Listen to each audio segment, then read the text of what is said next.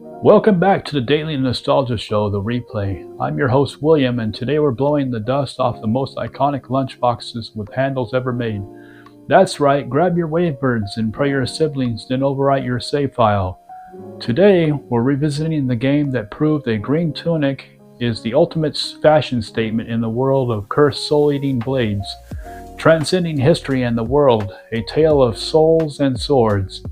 A very confused elf who took a wrong turn at the Lost Woods. So join me, shall you? In the early 2000s, the console wars weren't just about hardware, they were about exclusive content. But in 2003, Namco did something unprecedented. They released one of the greatest 3D fighters of all time, SoulCalibur II, on all three major platforms, each with its own exclusive mascot. PlayStation fans got Heihachi, Xbox owners got Spawn, Nintendo fans received a guest that would change the game's legacy forever, Link from The Legend of Zelda. To understand why this version exists, we have to look at the Triforce. No, not the one from Hyrule, the arcade board. It was a joint venture between Sega, Namco, and Nintendo. Because they were already sharing tech, the path for Link to enter the stage of history was cleared. But this wasn't a lazy port. The GameCube version was built to shine. It featured 480p progressive scan support and utilized the GameCube's unique garbage textures and fast disk read speeds to practically eliminate the loading time seen on the PlayStation 2. It was polished, definitive experience that Nintendo fans have been waiting for since the N64. Link wasn't just a guest, he was a powerhouse. He brought a completely different meta to the game. He was the only character with a true projectile zoning, using his bows and bombs to frustrate opponents from across the stage.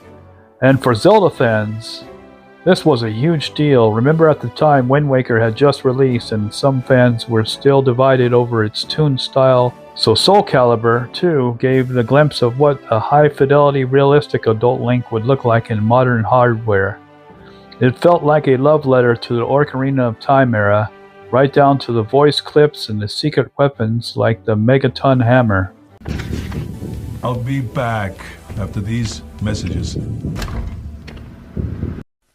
GameCube.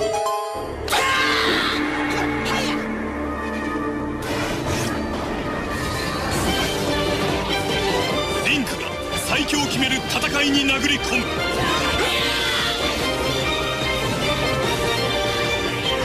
ゲームキューブだけにリンクが登場。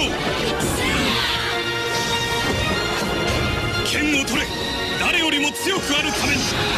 ソウルキャリバー2。 Things in the light are not the same in the dark. Travel two parallel worlds to fight evil and restore peace in the land of Hyrule. Or try the depths of the Four Swords dungeons in a new challenge where you take on the ultimate Wind Mage with up to 4 players. Rated E for everyone. Now back to the back to the show. Beyond the guest characters, theirs was packed with content. The Weapons Master Mode was a sprawling RPG-like campaign that took hours to complete. It expanded the lore to the Cursed Sword, Soul Edge, the Spirit Sword, SoulCalibur. Here's a fun fact, Link was the only character in the game who doesn't have a joke weapon. While other characters fought with wooden paddles or fish, Link's arsenal stayed true to the series, featuring the Razor Sword, the Biggin Sword, and even the Great Fairy Sword. It showed just how much respect Namco had for the Legend of Zelda license. Even today, many fans consider the GameCube's version of SoulCalibur II to be the peak of the series. It was a rare moment where a licensed guest felt perfectly at home in a different universe.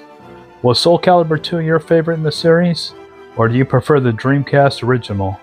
Or more importantly, who was your go-to fighter? Let me know in the comments.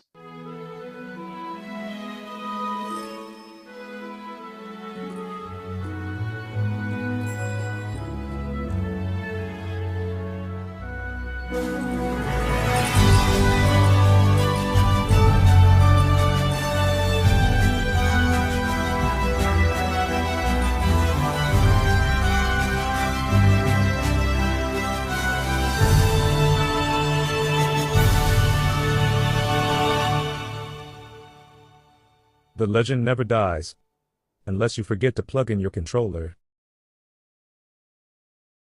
Don't forget to save your progress. Memory cards don't grow on trees. And we'll catch you on the next loop. Have a good one. Take care.